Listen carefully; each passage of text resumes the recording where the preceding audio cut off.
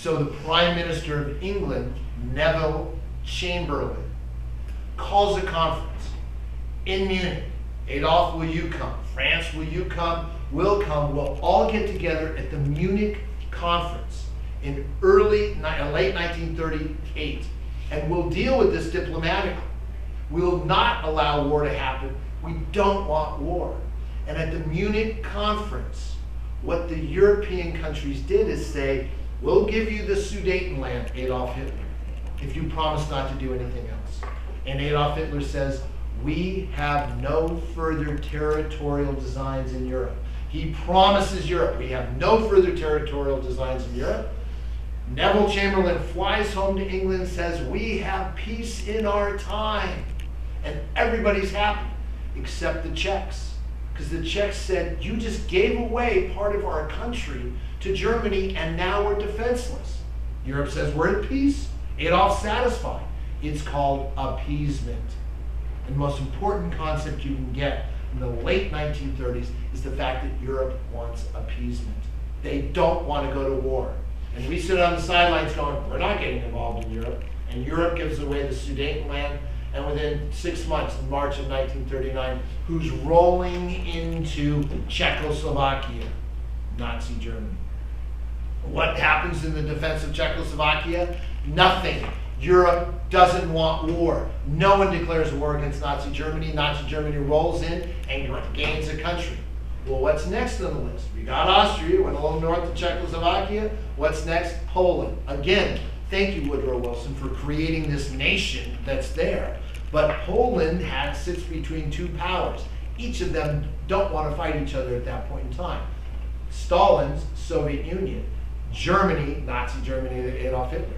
So they come in 1939 to the German-Soviet Non-Aggression Pact. And seemingly opposite ends of the political spectrum, communism and Nazism, will now get into bed together. And they promise to divide up Poland, and they promise not to attack each other.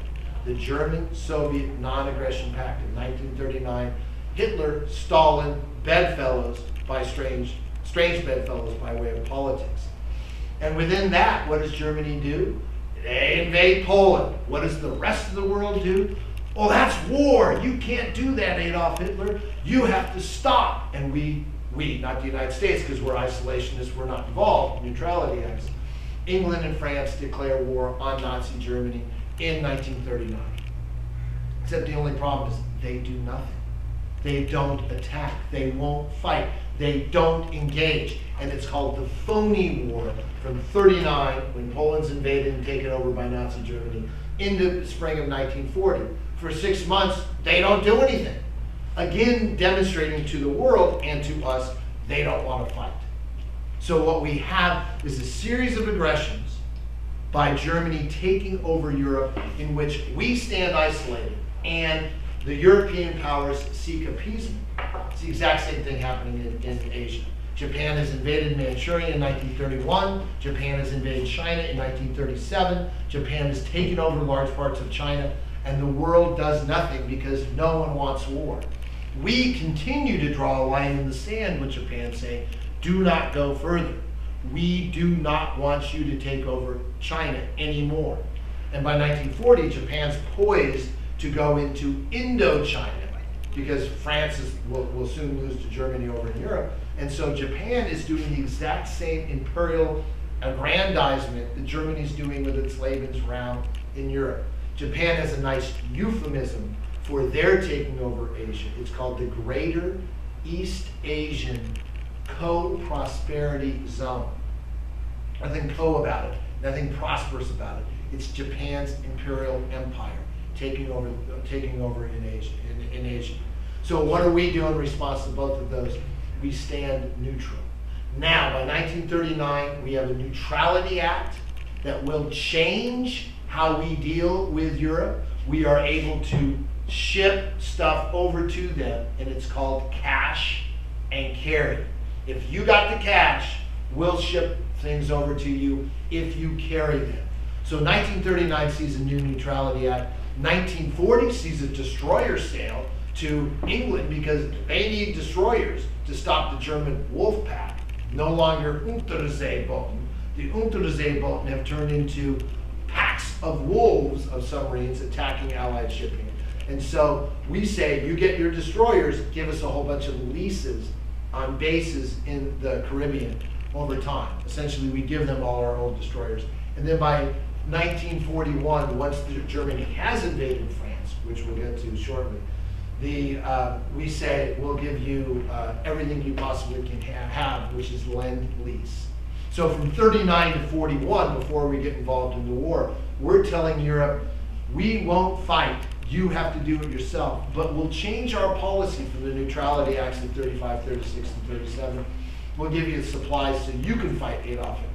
Does Roosevelt know from 35 to 41 that we will get involved in this war?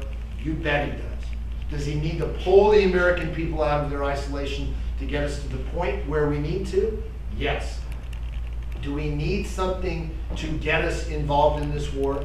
You bet. Because he promised, I won't send your boys to fight in a foreign war. And he meant it. He meant it when he said that. So what do we need? Not a foreign war. He's not going to be Woodrow Wilson by sending our troops to go fight in Europe. He needs us to be attacked. And the best place to get attacked is by Japan, and that'll take place on December 7th, 1941, a date that will live in infamy, when the Japanese unprovoked attack our naval installation in the territory of Hawaii and Pearl Harbor. We are thus involved in World War II. We thus will get involved where we had not been before, and we are now doing that which we knew we were going to be doing a long time ago, and that is fighting, stopping the Nazis. And World War II will be our next lecture.